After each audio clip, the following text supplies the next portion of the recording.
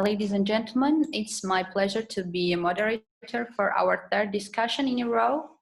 And recently we have devoted time to discuss very important topics such as social protection systems, also the healthcare system in South Caucasus region. And today's discussion will center around the education system in South Caucasus and the challenges that need to be addressed. And over the past decade, the educational system in Georgia, Armenia, and Azerbaijan has undergone significant changes, as far as we know, in the larger political and social context of our countries. And I think the field is of great importance to the policymakers, as well as researchers and local and international organizations, as it stays as one of the crucial components for our development, for our society's development. And I'm very much look forward to hear some approaches and the recommendations from your research, and moreover, interesting and interactive discussion. And first of all, I would like to thank the Caucasus Civil Initiative Center, which brought together qualified researchers from the region. And I will let you know a little bit about the project titled Confidence Building for Social Policy Reforms in the South Caucasus, which aims to build confidence between expert communities of Georgia, Azerbaijan, and Armenia. And once again, I would like to thank Black Sea Trust for their financial support for this project. And may I introduce your distinguished panelists. Mr. Ruben Markosyan from Armenia, Associate Professor at Yerevan State University. Mr. Azer Dilanchiev, who is Assistant Professor at International Black Sea University. And Mr. Toghrul Valiyev, the Analyst and the Economist. And before we dive into the presentations, I would like to extend special welcome to Ms. Angela Parulova, the coordinator of our project. So please, Angela. Good afternoon, everyone. It is a pleasure to be here and listen to the very important topic regarding the education system review in the South Caucasus region. As the education system is a really important topic for the general development of the country, we are very pleased to listen your recommendation and share it to the public to take it in the oh, I just forgot this word. Just a minute. But it's okay. Okay. It is very important to share your findings, and someone from the state and government should implement this in real practice. So I'm very happy to host this event and wish you a successful discussions. Thank you. And thank you, Angela. I also hope to address important key findings of the research, and to share our very similar systems in the region. And our first speaker will be Mr. Ruben Markosyan, who is Associate Professor of the Chair of Public Administration of the Yerevan State University. And Mr. Markosyan will present his research on the system of education in Armenia and its developments and trends. And we very much appreciate to know the main findings as well as policy recommendations throughout your research. So Mr. Markosyan, please, the floor is yours. You can, I guess you can share the screen to us. Okay, thank you. I would like to greet everybody, and thank you for such an opportunity for very interesting discussions all over different topics. And but I'm not able to share screen. Okay. Now, okay, it's okay.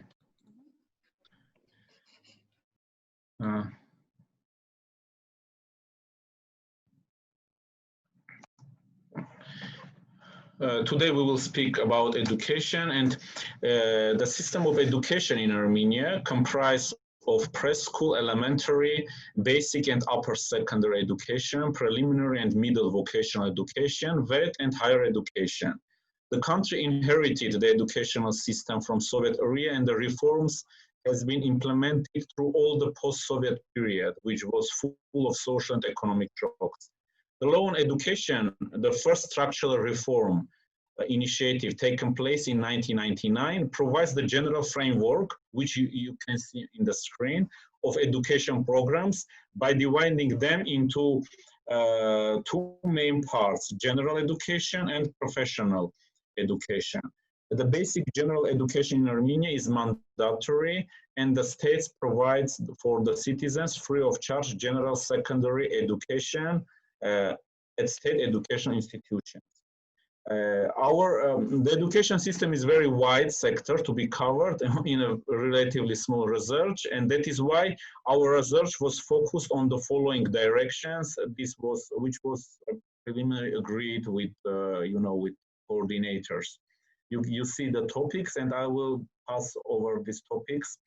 The first, education expenditures and financing.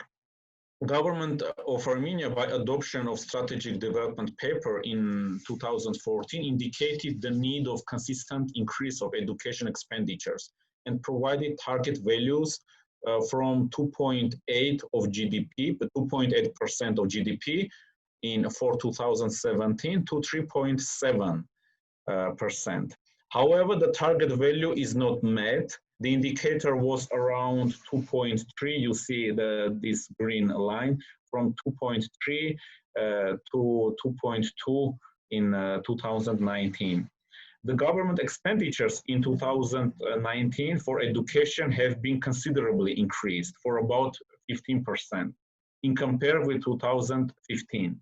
But the share of education expenditure in state budget during the last 4 or 5 years remains at the same level of 8.9 till 9.4%, as the expenditure for education increased synchronously with the increase in total budget revenues of the budget.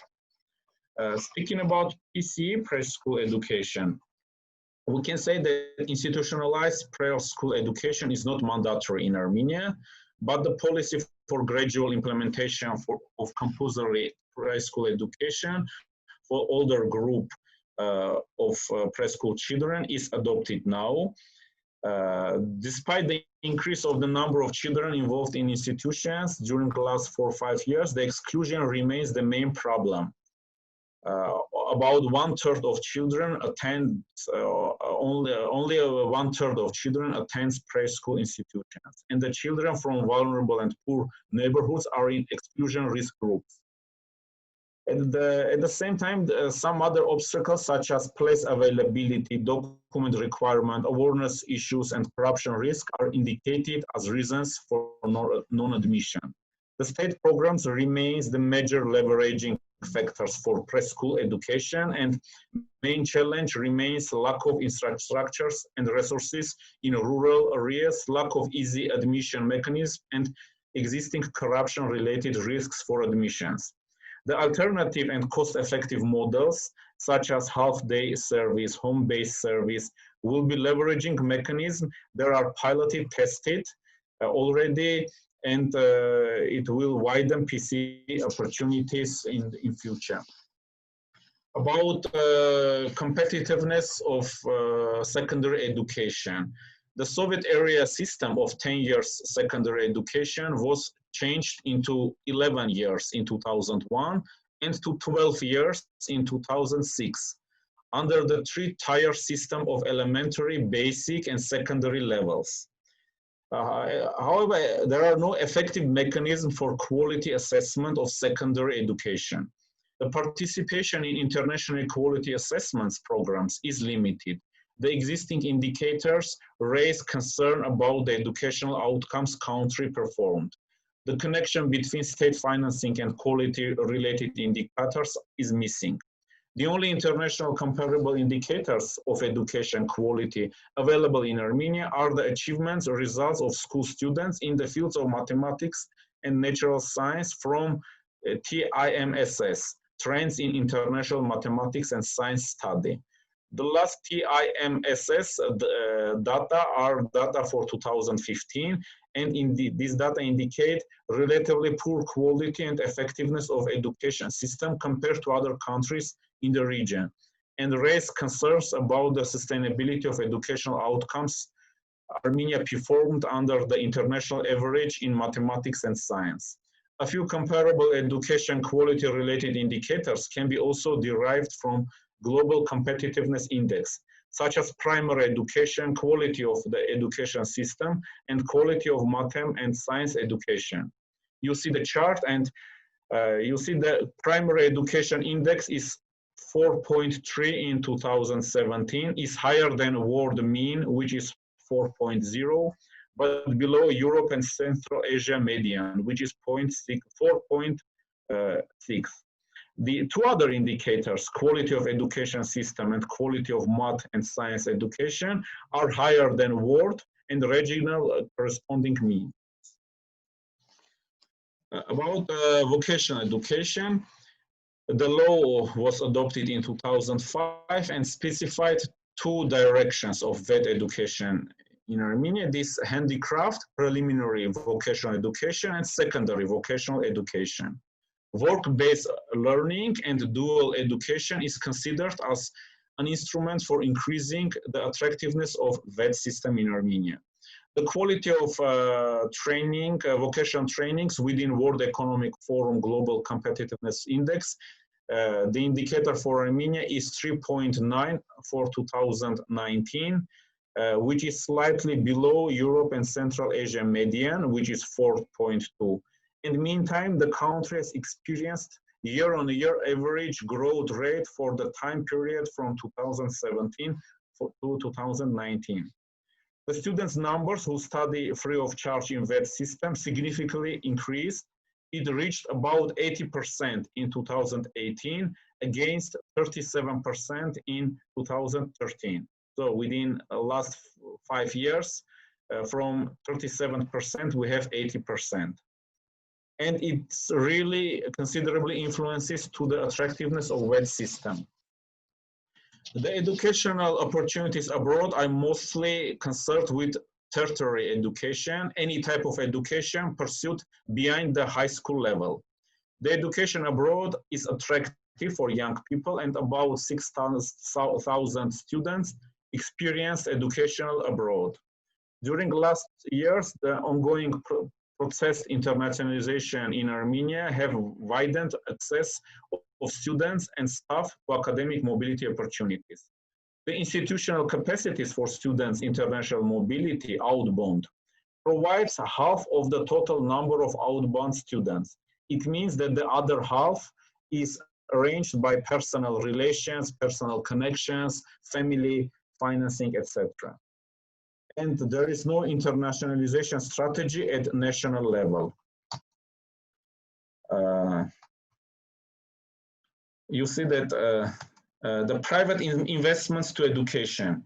There are effective legislative and organizational mechanisms to provide investments in education, and 6% of all educational institutions in Armenia are private. But the biggest share of private educational institutions is in higher educational sector. About 60% of universities, higher education institutions are private. And most effective and successful private investments are in the educational sector, mainly linked with IT and engineering.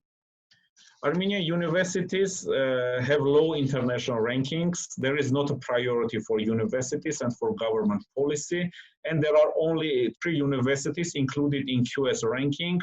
The absence of ranking negatively influences on the number of international students. Now, speaking about policy recommendations, you read, I can also continue. It's to create an institutional and legislative mechanism for identification of exclusion cases and dropouts from preschool education institutions. To create and implement web-based tools for children admission in PCE institutions. To promote alternative and cost-effective models, half-day service, home-based service for PC institutions, and create an opportunity for new graduates, university graduates, to be involved in the delivery of these services, including internship or volunteer opportunities.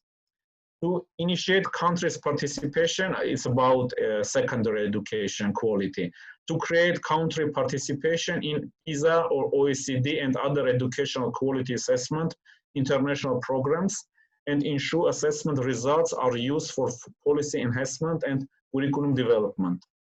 To initiate high school education program development measures, including continuation of the Ararati and Baccalaureate National Excellence Program implementation.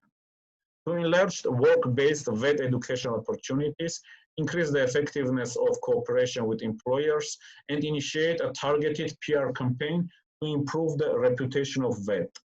To adopt internationalization strategy at the national level, promote educational programs for international students in Armenia, and increase international mobility exchange opportunities for Armenian students. The university student exchange procedures have to be more transparent and accessible. To promote private investments and existing, mainly public education institutions of Armenia and effectively exercise private-public cooperation mechanisms. And finally, to develop and implement a national program for promotion of international ranking of Armenian higher education institutions. I tried to keep the time limit provided for this presentation. You know, I worked for 10 years as a vice president of the Yerevan State University, and I'm more experienced in higher education sector. However, I'm ready to answer all your questions and comments. Thank you. Thank you, Mr. Markosyan, for your comprehensive assessment of Armenia's educational system and the problems and challenges the Armenian educational system faces. Is it follows the lack of mechanisms for quality assessment of secondary education and the connection between state financing and expenditures. And also the Armenian universities do not have they have low international ranking, as you mentioned. And my first question would be next. As you have also mentioned in your policy recommendations, Armenia has not initiated yet to the OECD to assess the PISA program for international student assessment. And I would like to know what is the main problem and why Armenia do not initiate it yet to assess this unique methodology of PISA. You know, I cannot answer to this question. It's probably the question addressed to the ministry. Probably we can, as an organization, to prepare such a question to our ministry. You know, even when I was looking to this PISA information, I saw that Georgian and Azerbaijan is the part of this process. Yes, and I think it will be very good. I frankly speaking, I didn't know that we are not a part of this process. For example, for VET, we are part of Torino process. In higher education sector, we are part of Bologna process. It is a mistake. I can guess that the most probably for our former government policy, the international rankings, these comparisons were not a priority. That is why there were not done especially measures for such involvement. And you know, even I said that for mathematics, some indicators for children, we have very low indicators, but I think even it's an issue of a special policy, you know, especially even speaking about higher education. I can share my experience that in our university we never pay any cents for this quality rankings, international rankings. Otherwise, rector, as an expert in education sectors, I very often receive a lot of requests from colleagues from different universities, from different countries. Please provide expert evaluation for this ranking, and it will increase. I know that there are a special dedicated staff for the staff for these activities. I know that there are special offices in our universities. We never do anything. We even never send any emails, never spent any resource for this. I can guess that the same was done on policy level, in ministry, and that is why we are not a part of this process. But I think it will be very good to do some steps, because it will allow us to compare our achievements, our quality, and it is important for our self-evaluation. And to adjust government programs and policies.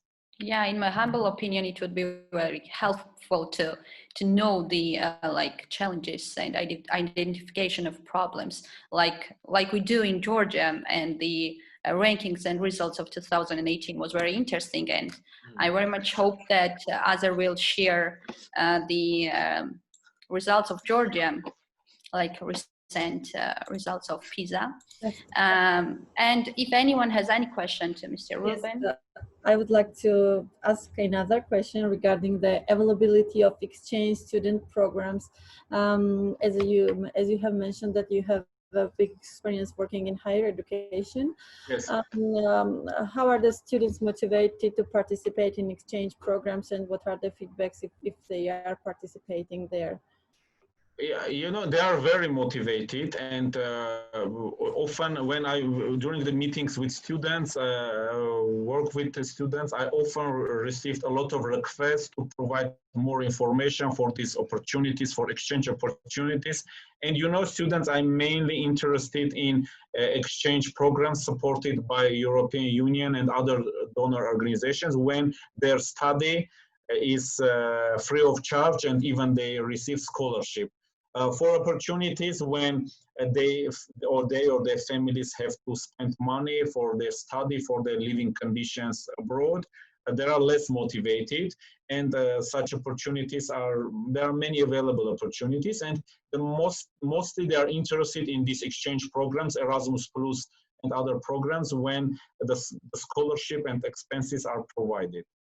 And you know, but I can say that in this case, our universities and the general policy, we have the issue of transparency in this case, and the information is not available to all students, and they are not prepared, they are not ready for submission, etc. I think there is a gap, policy gap in this area, and you see also I provided a recommendation for this issue also. They are motivated, and I think we need to enlarge these programs. The number of available places is limited. Okay, thank you so much for your remarks. Thank you for questions. Thanks. And let's turn our floor over to Mr. Azer Dilanchiev, whom, like most of us know him well, and he will present general overview of education system of Georgia. And Mr. Azer is assistant professor at International Black Sea University, and his research interests center around the regional economic integration and entrepreneurship, education, and child mortality, like etc. Thank you, Azer, and I'm very much looking forward to hear your interesting. Thank you very much for presenting me. So, and thank you first of all to Mr. Ruben for giving us detailed information about the education system in Armenia. I would like to share my presentation now. Can you see it? Yes, we can see. Okay, great. Some technical stuff, and Okay. Okay. So, as Mr. Ruben already mentioned, the education system, and talking about the education system is very big, and we can talk it maybe hours and even days about the education system. That's why I will, in my presentation, I will basically concentrate on my findings and a little bit touch the education system. If I will miss anything, hopefully Ms. Gvantsa and Angela will add the things that I will miss. Okay. So in this chart, it is shown the general structure of education system in Georgia. So we have preschool education, elementary education from the first to fourth grades, and then basic education, secondary education. Basically, it is almost the same like in Armenia or in Azerbaijan. Not big differences. I would like to mention. And after the collapse of the Soviet Union, so many reforms have been done. And, Georgia also has, as you also know, the close connection with the European Union. We're the member of the Bologna process. And we're actively conducting the reforms. And as the reforms, one of the biggest achievement I would like to mention is the creation in Georgia competency-based educational programs. Later on, I will talk about what does it mean, competency-based educational programs. And the second, one of the greatest achievement is instructor proficient development structure systems.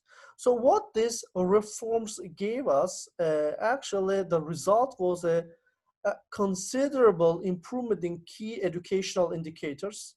And the second thing is the rise in student performance on international surveys. And the third is increase in general enrollment in primary education. So when I'm talking about the results, of course, it's very general. Later on, I will go in more details on these issues. So one of the biggest achievements I would like to mention is the enrollment in general education. In the world accepted one of the parameter is the PISA evaluation system, which according to it, so Georgia achieved near universal participation in primary education. And as you may see, it's starting from 2015, enrollment in general education in the schools is growing, and as you may see, it's in the thousands. And the majority of the Georgian schools, like 90%, are the private, public schools. Besides of this, we have also the private schools. And the interesting fact is that the amount of the people enrolled in the private schools, growing. If we'll just compare it with Armenia and with Azerbaijan, according to UNESCO, according to 2015 data, you may see that it's risen from 2005, when we had just 3% to 10%. Personally, I think that the ability of the private schools is a very important factor. Why? Because our three post-Soviet countries in the South Caucasus, we all inherited from the Soviet time the system where the majority public schools are prevailing. So availability of the private schools increase the chances of the competition. And as a result, it increased the quality of education in Georgia.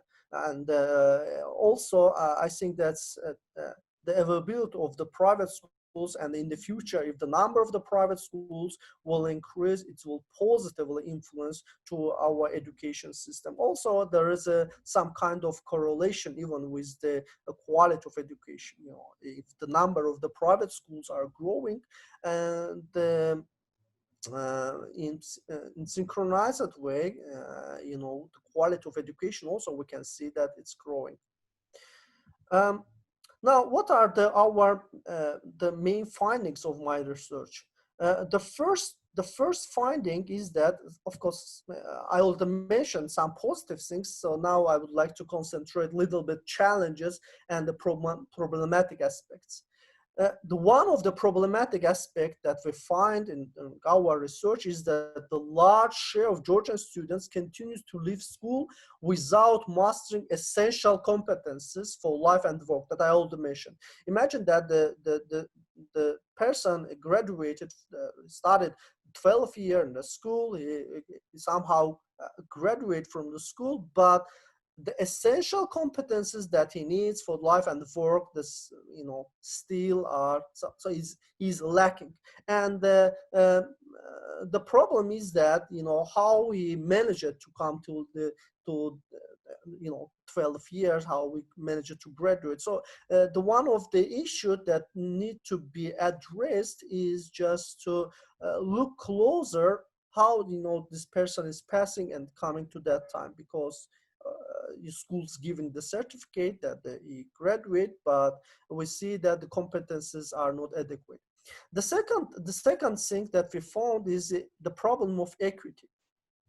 So in the regions, and especially in the regions where ethnic groups are mainly living, the standard of education, the quality of education is not the same. If we compare it with, for example, in Georgia, we have a Kvartler region or something Jawaheti region, which we have a completely different situation.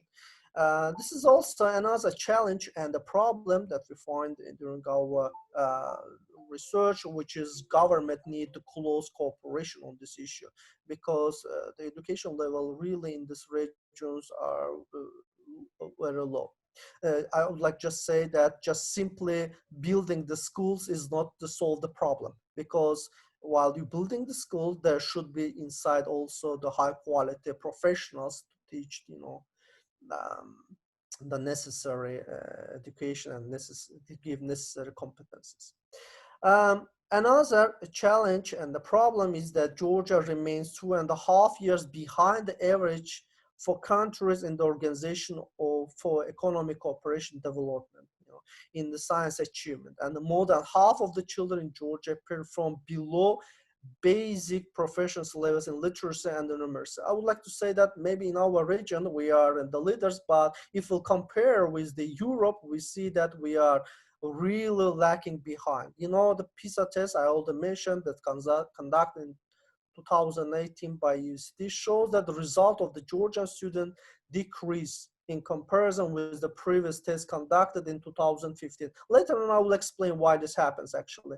And these results are lower than the, as I already mentioned, UACD average in reading, mathematics, and science.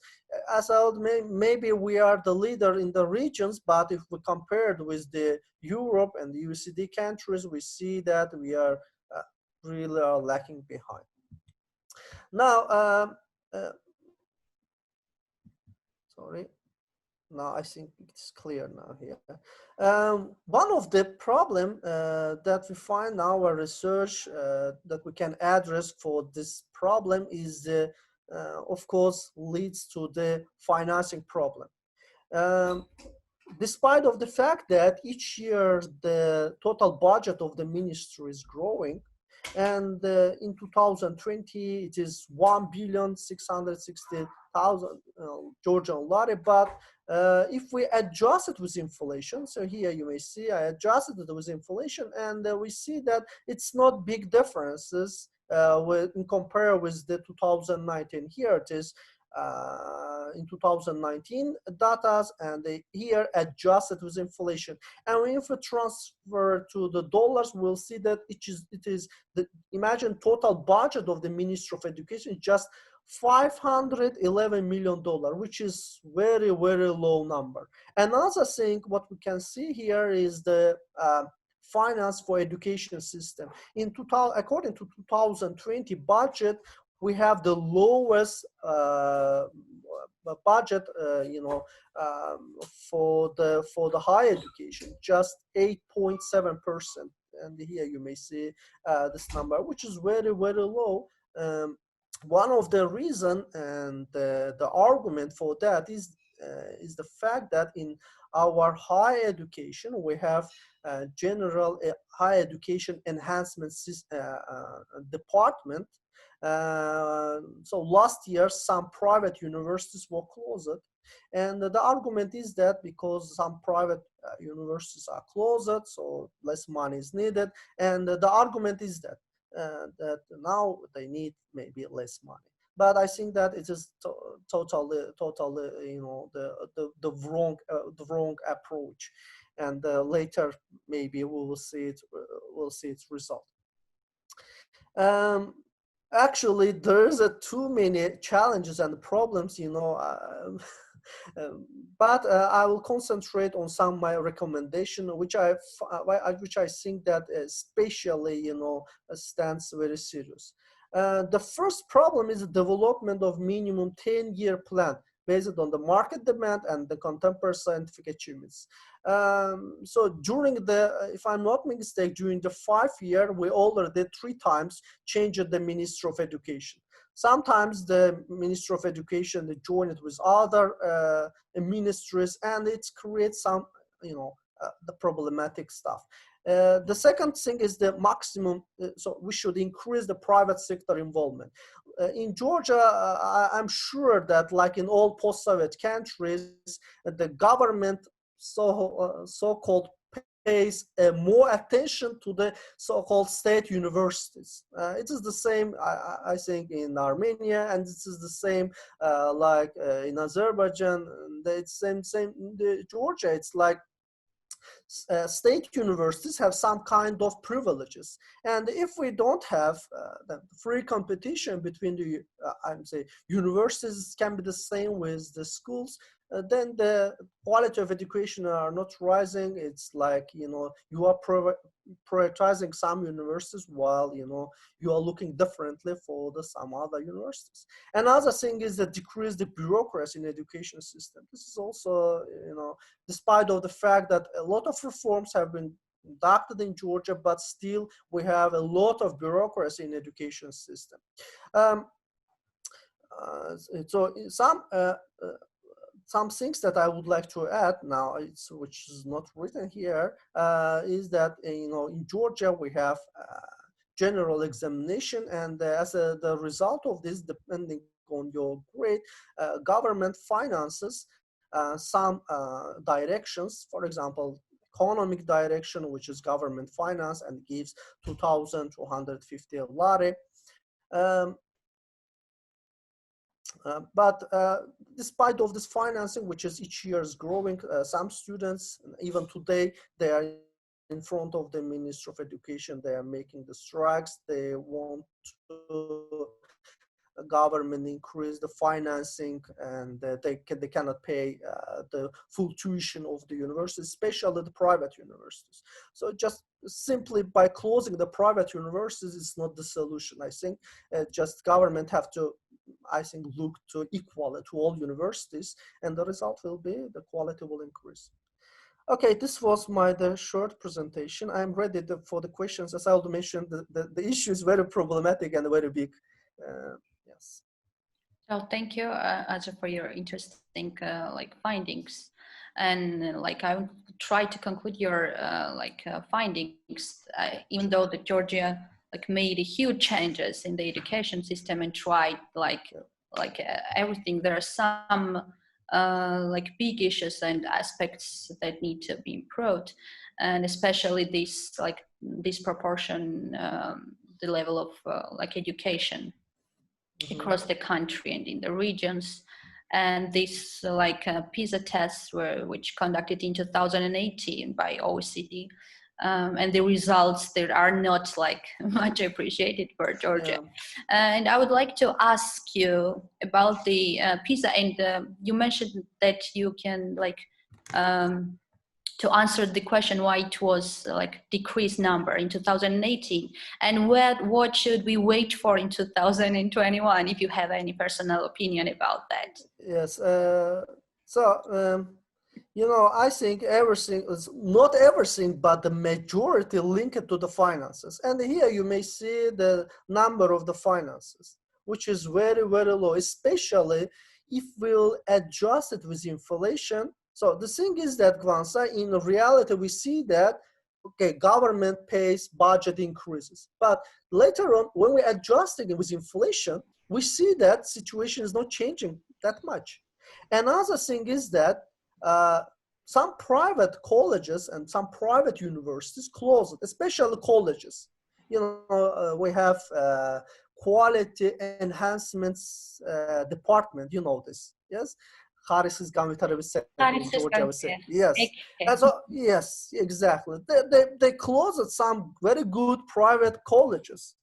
And the result is that quality is going down. You cannot simply rely on the public sphere. There should be, I think they should encourage the private sector to involve education system, because it's also service, just education service. You have to just leave it free, and the competition will work itself, and quality then will increase, and everything will be okay.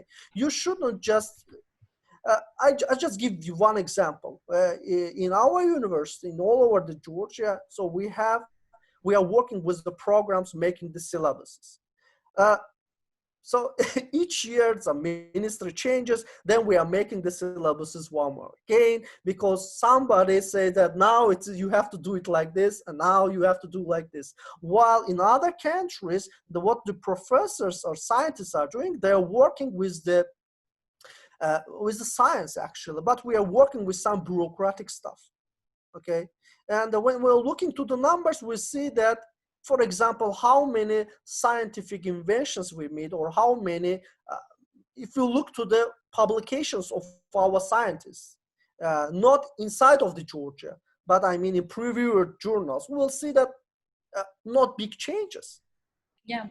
This is actually the problem. Definitely. Yeah? And as a result, like the correlation between funding and the quality is not. And too much bureaucracy.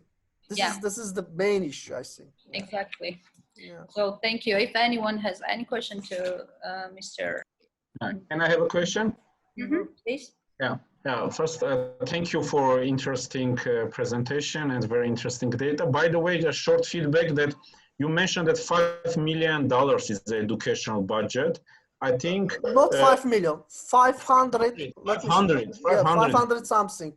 Yeah, I think it is very. Of course, we wish that it will increase as much as possible, but it is in compare with our reality. I don't remember the figures, but I think it's 2 times or 3 times bigger than our budget. And that probably this is one of explanation that during the last 10-15 years you have considerable growth of the sector of higher education, including some international rankings. And you mentioned also the problem of bureaucracy. I want to ask a question regarding these managerial administrative issues. Especially for state institutions, higher education institutions, universities.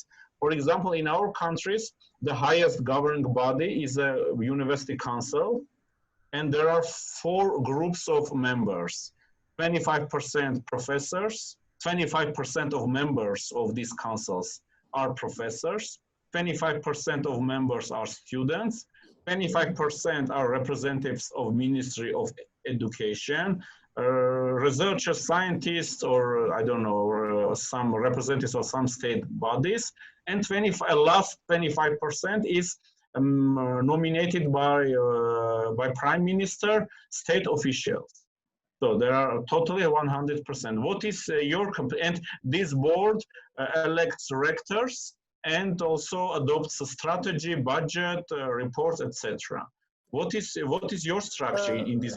We have almost the same situation, but the thing is that in the main governing body, we have the people from the state university, and the involvement of the private sphere, or the how to say, like professors from the private university, yes, they are also going to the meeting and stuff like this, but when issue comes to the regulation, we see that the majority, main regulating body from the state university. For example, we have, as I already mentioned, a quality enhancement department.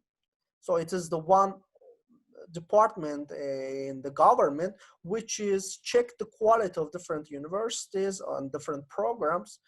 But when we'll see the structure, we see that the majority belongs to the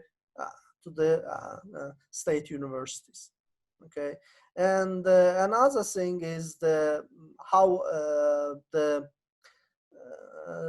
evaluation is adequate. This is another problem. But mainly the structure is the same. Yeah, in the picture everything is perfect, like you said. Okay, thank you. Okay, thank you, Azer. Thank you for the questions. And next, I'm pleased to introduce you, Mr. Toghrul Valiyev, the analyst from Azerbaijan, whose main research interest centers around economics, and he will present the education system of Azerbaijan. So please, the floor is yours. Hello to everyone. As you said, my name is Toghrul Valiyev. I'm an economist, analyst from Azerbaijan, and today I will speak about the education system in Azerbaijan. Sorry, I'm not fluent in the educational terminology in Azerbaijan, and I will speak in Russian. I hope it will be no problem for you. And if you have questions, I will answer in each language you want. Okay. Сегодня я буду говорить о системе образования в Азербайджане, о ее структуре и финансировании. В первую очередь, конечно, я бы хотел просто дать краткий обзор системы образования в нашей стране. Она у нас четырехступенчатая: дошкольное образование, среднее образование, профессиональное среднее специальное образование, а также высшее образование. Обязательным у нас является 9-летнее образование. Дошкольное образование у нас не является обязательным, но за определенным исключением является обязательным дошкольные подготовительные курсы, с помощью которых дети должны поступать в начальную школу. В остальном у нас, то есть, это добровольный выбор, то есть каждый гражданин вправе выбрать, и, к сожалению, у нас показатели из-за этого часто очень достаточно низкие, но об этом мы попозже. Наиболее важным фактором системы образования Азербайджанской Республики, я считаю, это расходы государственного бюджета. Если вы видите диаграмму, то на диаграмме вы можете заметить, что от года к году финансирование образования у нас находится на одном и том же месте. Это как бы 6-я или 5-я статья расходов государственного бюджета. Да, она больше здравоохранения, но она меньше всех остальных услуг. К примеру, вы в данной диаграмме можете увидеть, что на строительство и иные инвестиционные расходы у нас расходуется наибольшая часть бюджета. Иногда она доходит до 28%, иногда до 25% доходит, а образование стандартно остается на уровне 8-9%. Если вы можете на данной таблице, она даже когда-то доходила только в 2016 году до 10%, но потом она опять снизилась до 9%. В настоящее время она составляет примерно 8,8% государственного бюджета. Это 5-я статья расходов, даже она уступает даже государственным услугам, то есть расходам на обеспечение государственных структур. Но с другой стороны, вы можете видеть, что расходы на само образование в чисто номинальном выражении выросли, достаточно сильно выросли, с 1,6 миллиардов манат, а это примерно около 1 миллиарда долларов по итогам, если по нынешнему курсу, если посчитать, до почти 2 миллиардов манатов. Это делает примерно тоже 1 миллиард 300, 1 миллиард 400 миллиардов долларов, выросло на 37% практически, но этот рост связан в целом с ростом бюджета, то есть государственный бюджет у нас за этот период тоже вырос на 37%, так что какого-то особого роста в сфере образования мы не можем видеть, то есть он стандартно растет, он остается на определенной доле и, соответственно, растет от года к году, так же, как и весь государственный бюджет, то есть особых реформ, особых изменений тут заметить мы не можем, не наблюдаем.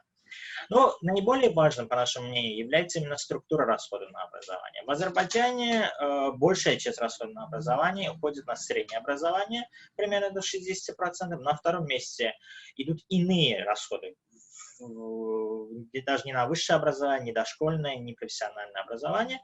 а остальные уже расходы на более низком уровне. Тут еще один момент стоит отметить, что в Азербайджане совокупный объем расходов на образование составляет всего 2,5–3% от ВВП. Например, в 2016 году, когда был зафиксирован максимум расходов на образование, это был 3% ВВП, но в настоящее время, по итогам 2019 года, это лишь 2,7% ВВП. А как вы знаете, среднестатистический показатель, например, по странам ОСР, примерно 5%. Считается, что норма была бы выше 5%, до 6%.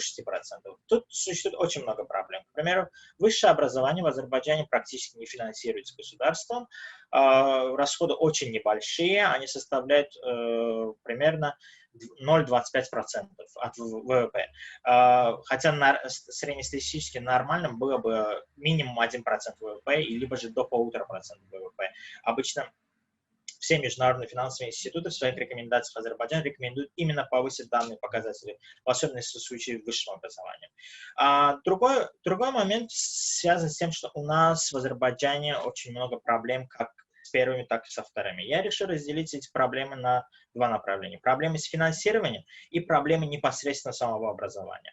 В первую очередь проблема финансирования заключается доля расходов на образование ВВП. В 2015 году, в январе 2015 года, в Азербайджане была принята стратегия развития образования. Согласно данной стратегии развития, в Азербайджане финансирование сферы образования должно было быть связано с долей их расходов ВВП. То есть, согласно данной стратегии, примерно к 2019 году доля расходов на образование должна была составить 5–6% от ВВП. Но, как мы можем видеть, с того времени, наоборот, снижается. Связано это, конечно, с тем, что в 2015 году в Азербайджане произошла девальвация национальной валюты, в результате чего структура расходов изменилась, и доходов изменилась, и принятая стратегия в январе, она не была реализована после этого, так как в феврале уже была девальвация. И в связи с этим возникает вопрос реализации государственных программ и стратегий. В Азербайджане в сфере образования принимается очень много хороших, позитивных программ. К примеру, в 2016 году была принята дорожная карта по развитию профессионального и среднеспециального образования, а в 2013 году была принята иная стратегия, но они не реализуются. К примеру, в Азербайджане была программа длительное время действия, 8 лет она действует, с 2007 по 2015 год, программа обучения граждан Азербайджана за рубежом за государственный счет. Согласно данной программе, в течение 8 лет за рубежом должны были получить образование, как минимум 5000 студентов должны были быть направлены правительством. Но даже согласно итоговому отчету данной программы, а она была приостановлена, не продолжена после 2015 года, лишь 3200–3300 студентов было направлено. То есть даже по данной программе не было выполнено. И все программы в сфере образования практически такие. Периодически, каждые несколько лет у нас принимаются определенные планы мероприятий, принимаются стратегии, принимаются дорожные карты в сфере развития образования, но они остаются без выполнения. К примеру, либо же выполняются очень запоздало, очень поздно. К примеру, в сфере профессионального и среднеспециального образования лишь в прошлом году началось выполнение того, что должно было начаться вообще в 2016 году. То есть существует очень много проблем именно с реализацией госпрограмм. И третий момент – это прозрачность расходов. То, что я указал, расходы на образование, это не полностью расходы на образование. В нашем бюджете каждый год существуют вот эти расходы на строительство, которые являются секретными, скрытыми от общественности. Среди них примерно ежегодно 220–240 миллионов манатов, а это примерно 130–140 миллионов долларов расходуется на строительство школ и иных образовательных учреждений. Часто эти расходы даже превышают эти указанные мною цифры, но мы о них не знаем часто. Прозрачность на достаточно низком уровне, даже отчетности в данной сфере нет, и поэтому часто мы не знаем, как данные средства расходуются и как они вообще направляются. Часто у нас в Азербайджане финансирование, несмотря на то, что было принято очень много программ о том, что все учреждения должны равно финансироваться, то есть финансирование должно осуществляться из концепции за каждого школьника, либо за каждого студента, в Азербайджане существует очень много диспропорций. К примеру, крупнейший вуз страны, один из крупнейших вузов страны, Бакинский государственный университет, получает из государственного бюджета 1,5 миллиона манатов, это примерно около 1 миллиона долларов, плюс расходы на стипендии студентов. К примеру, другой вуз страны, который достаточно даже не крупный, всего 900 тысяч студентов в нем, АДА, получает из государственного бюджета каждый год как минимум 17 миллионов, а то 10 миллионов долларов, плюс расходы на строительство. Они в разные годы составляли до 50 миллионов манатов, примерно 30 миллионов долларов. То есть определенные вузы у нас полностью финансируются из бюджета, определенные вузы у нас вообще практически не финансируются из бюджета, несмотря на то, что их роль часто бывает достаточно велика. Теперь непосредственно в сфере образования, в сфере качества и так далее, проблем еще больше. Как я отметил, что у нас в Азербайджане дошкольное образование находится в достаточно зачаточном состоянии. Если сравнивать, к примеру, с периода с 1988 годом, то в 2019 году ситуация не изменилась практически. Если в 1988 году в детские сады и ясли шли 15% детей, то в настоящее время данный показатель составляет по стране вовсе 13%. Даже когда была принята специальная программа и даже были приняты меры, то есть в 2016 году, тогда еще показатель составлял 16%. После нет, даже, как мы можем видеть, показатель снизился. В городах, да, относительно высокий показатель, до 20% доходит, но в селениях он вовсе на низком уровне. Связано это с тем, что в 75% населенных пунктов у нас нет дошкольных учебных заведений вообще. Единственный момент связан с тем, что, как я отметил, у нас подготовительные курсы стали важным. У нас система образования, несмотря на то, что она 11 лет, фактически дополнили одним годом подготовительным. Он обязателен фактически, так как ты без прохождения, как минимум, подготовительного курса не можешь поступить в школу. Там, да, показатели высокие, 75% участников, всех детей данного возраста участвуют там. Но там, естественно, занятия проходят раз в неделю, раз в 2 недели, то есть это просто периодические занятия с детьми, лишь минимальные знания. Второй момент – это качество среднего образования. Как тут уже было неоднократно отмечено, Азербайджан периодически участвует в этой системе оценивания PISA и так далее, но проблема в том, что Азербайджан участвует не на постоянной основе. К примеру, в Азербайджане осуществлялась оценка в 2006 году, в 2009 году, но в 2012-2015 ее осуществлено не было, в 2018 было опять. А по остальным программам то же самое, по TRILS и иные программы, которые существуют в сфере среднего образования, тоже Азербайджан участвует периодически, то есть нет какого-то постоянного. И когда Азербайджан участвует, качество показывается достаточно низкое. К примеру, по последней оценке в сфере естественных наук Азербайджан занял 62 место среди 63 государств. По математике относительно выше показатели, 45 среди 62 стран, но по чтению и там потом показателям тоже низкий показатель. Связано это со многими факторами, и если мы даже посмотрим сами фактические показатели, то есть не место в рейтинге, Азербайджан показатели ниже среднего. Причин этого, возможно, очень много, как из-за изменений системы образования, периодически изменения системы образования, у нас постоянно реформируется она, так может быть и по иным показателям. Качество высшего образования у нас тоже очень низкое. В мировых рейтингах, указанных даже тут в рейтингах QS, University Ratings, Web рейтинге, азербайджанские университеты занимают часто места, например, QS, 6 азербайджанских вузов заняли места от 301 до 350. В других рейтингах вообще азербайджанские вузы часто находятся на 2700 месте. Самый, кажется, один из частных вузов, он занимает 1740 какое-то место. Остальные все вузы занимают достаточно более низкие места. Связано это, во-первых, с тем, что наши вузы, программы наших вузов и вообще сами вузы действуют как бы не по международным стандартам, то есть не в рамках данных программ, они только-только переходят из своего опыта преподавания, то есть я могу сказать, что они часто даже не соответствуют минимальным нормам, которым должны соответствовать как минимум в рамках болонской системы и так далее. И все это, конечно, оказывает влияние. И, естественно, качество образования в самих вузах тоже оставляет желать лучшего. Еще один фактор, который мы можем наблюдать, сокращение числа учащихся за рубежом. В реальности, сколько азербайджанцев обучается за рубежом, нам неизвестно. Государственная статистика об этом ничего не сообщает. Считается, что примерно до 10-12 тысяч студентов каждый год, как минимум, обучаются за рубежом. Немало их количество, кстати, в Грузии, немало их и в Турции, в России, Украине, и даже в Европе немало. Официально по государственной линии лишь в настоящее время продолжают обучение примерно 200 с лишним тысяч студентов. К сожалению, государственных программ практически более нет, то есть есть определенные государственно-партнерские программы, но в большинстве случаев их практически нет. Еще один момент – высокая доля зависимости от государства.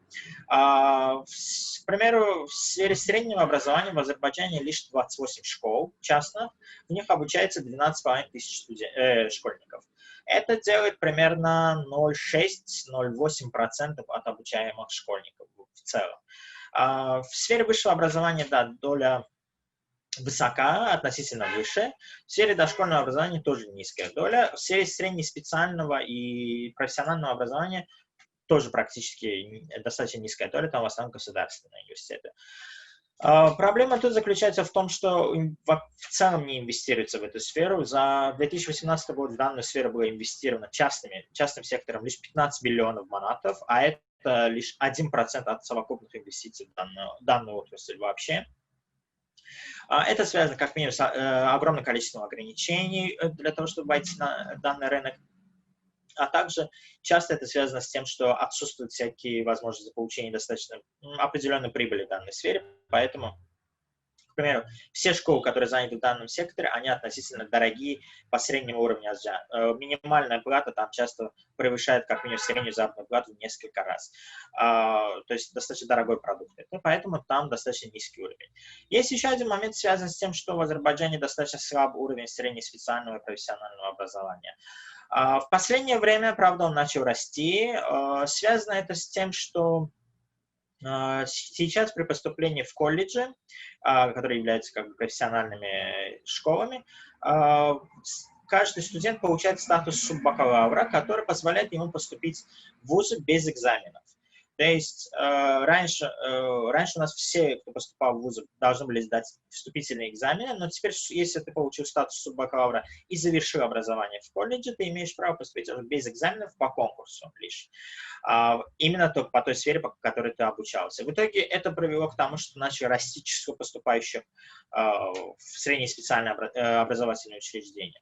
Плюс ко всему, в последние годы высока тенденция платного образования. В государственных вузах довольно высокий процент был платного образования. К примеру, до 2018 года он доходил до 70%. Это без частных вузов. В результате чего количество студентов начало уменьшаться, стали появляться факты, когда отказываются студенты от образования и так далее. С прошлого года, начиная, количество студентов, обучающихся по государственному заказу, стало расти. По последним данным, они уже достигли 40%, и утверждена политика достижения до 50%. Произойдет так или нет, мы не можем вам сказать точно. То есть все меры, которые предпринимает правительство, обычно они не реализовываются на определенном мере. Какие меры, конечно, мы предлагаем в данном случае? В данном случае мы предлагаем в первую очередь, во-первых, привязать расходы на образование к доле их от ВВП, потому что, несмотря на то, что это утверждено государственной политикой, но оно не реализуется, и если оно будет реализовано, как минимум в сфере финансирования образования, мы достигнем определенных показателей. Не то в настоящее время достигнуть этих показателей мешает практически низкий уровень финансирования. Плюс низкий уровень, это приводит к тому, что заработные платы учителей достаточно низкие. Они растут только в случае, если учитель прошел определенный экзамен, диагностическое тестирование и получил определенные результаты, но до сих пор доля таких учителей не так уж высока в сфере всех учителей, если учесть. Второй момент. Азербайджан должен постоянно участвовать в этих, обращать внимание на международные оценки качества. К сожалению, в настоящее время Азербайджан не обращает внимания. Даже местные вузы часто не обращают внимания на эти оценки качества, на места в рейтингах и так далее. По нашему мнению, они должны больше внимания уделять этому, и в том числе и в сфере среднего образования и дошкольного образования тоже. В сфере дошкольного образования проблема, которую стоит в первую очередь решить, это обеспечить все населенные пункты учреждениями дошкольного образования. В настоящее время, как мы отметили, 75% в них практически отсутствует.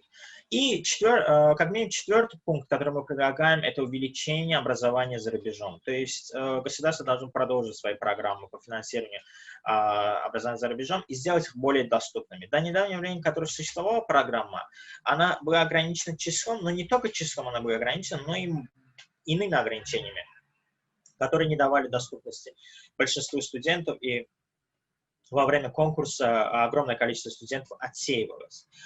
Еще один момент, который мы предлагали, это увеличить внимание к профессиональному и среднеспециальному образованию. К сожалению, в настоящий момент он находится на достаточно низком уровне. К примеру, даже если сравнить с 20-летней давностью, когда было на более высоком уровне, и больше студентов обучалось.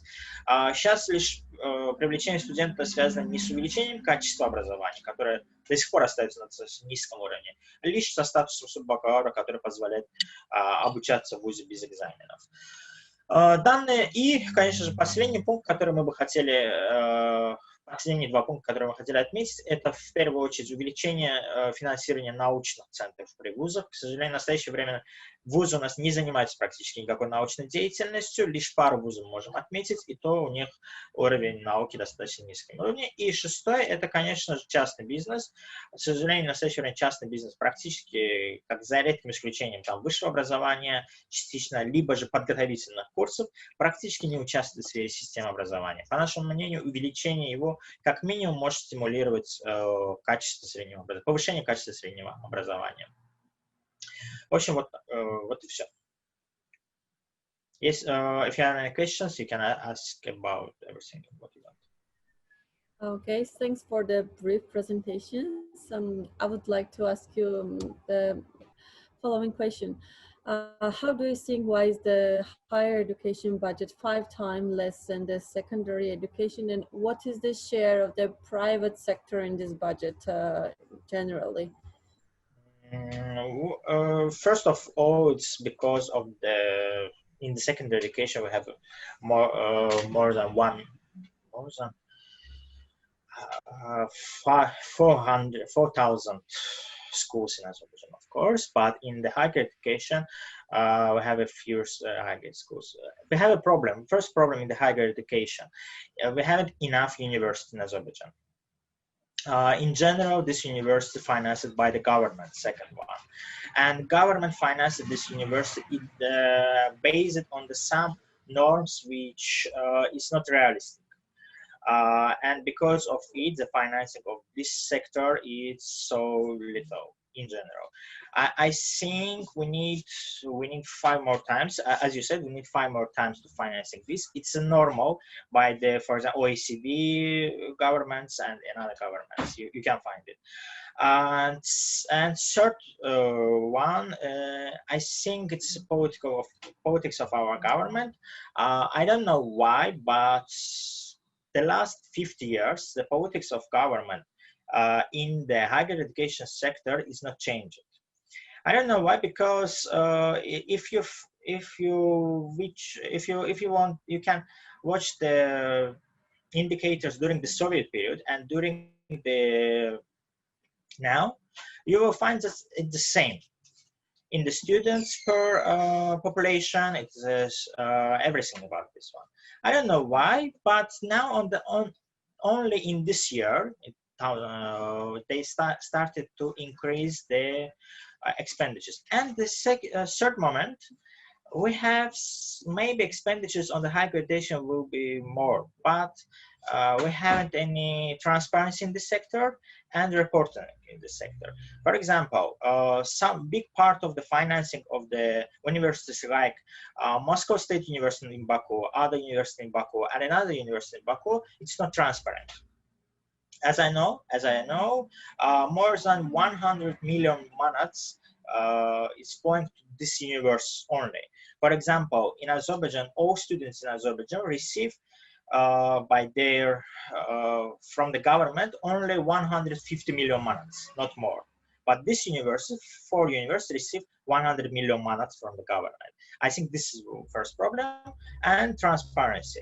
But in the sector of the secondary education, we have the problem with the wage. We have the problem with the school system, because now Azerbaijan started to construct a lot of schools. For example, during the last 10 years, our government built more than 1,000 schools, I think, built or rebuilt the schools, but the financing of the schools is not effective because they didn't give any information why they are building this school. For example, some of the schools is not working, some of the schools is not effective, some of the schools is don't need it. But we have the regions which need schools, but they haven't this. It's a non-effective system in this from this side.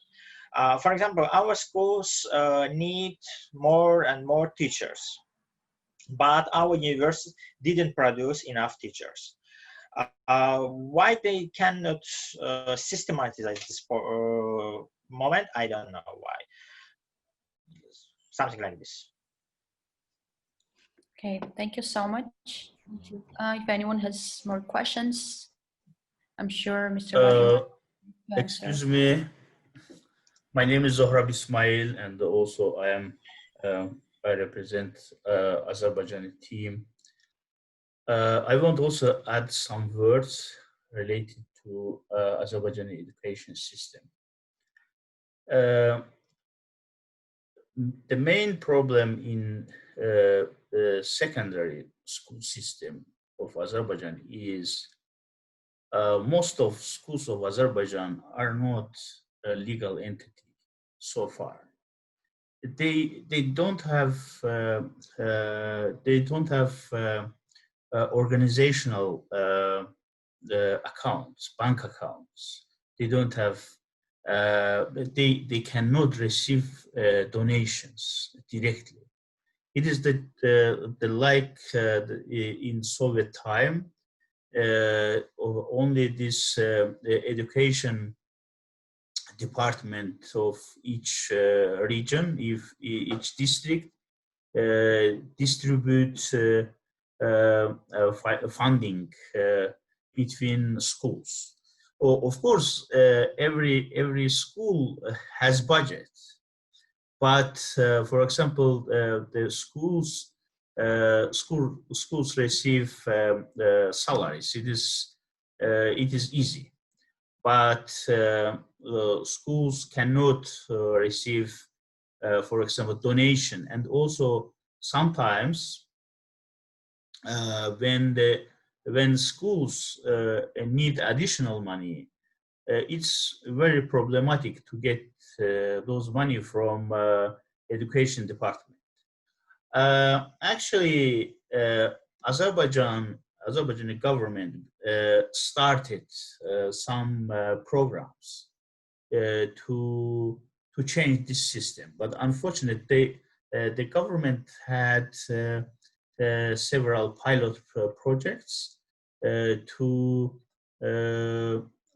educate, to teach schools to pass the new system. But only in few regions, the schools have such system legal as the functioning as a legal entity. It is huge. It is very problematic issue for educational system in Azerbaijan. But in university level, we don't have effective educational system, and especially education. This university education don't contribute science. It is, as you know, in European countries, in the United States, the universities are main core of science in those countries, but we still have this Academy of Science National, which is you know just a waste of money, and there is not any link between this Academy of Science and universities. They are wasting money separately.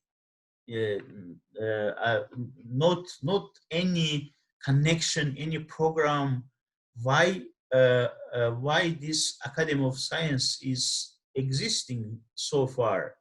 It is also a big question.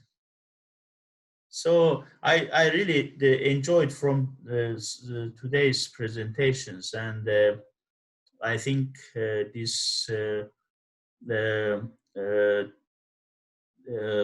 those presentations, those positions really serve solving of problems in our regions and in our region. Thank you very much.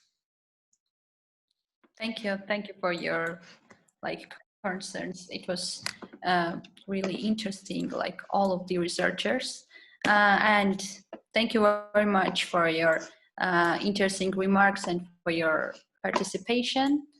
And thanks again to the Caucasus Civil Initiative Center for implementing such important project. And once again, huge thanks to the Black Sea Trust for their financial support.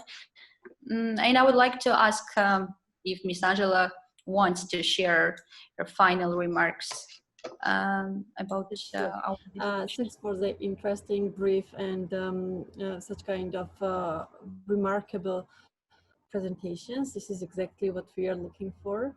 And finally, I would like to announce that in September, we are going to organize a conference and network meeting with the participation of our experts. And I will be in touch with you very soon. Thank you again. And at the end, may I thank all of you for your participation and this discussion. And it was my pleasure to cooperate with you. And I hope you enjoy today. Thank you. Thank you very much. Bye. Okay, thank you. Thank you. Thank you very much.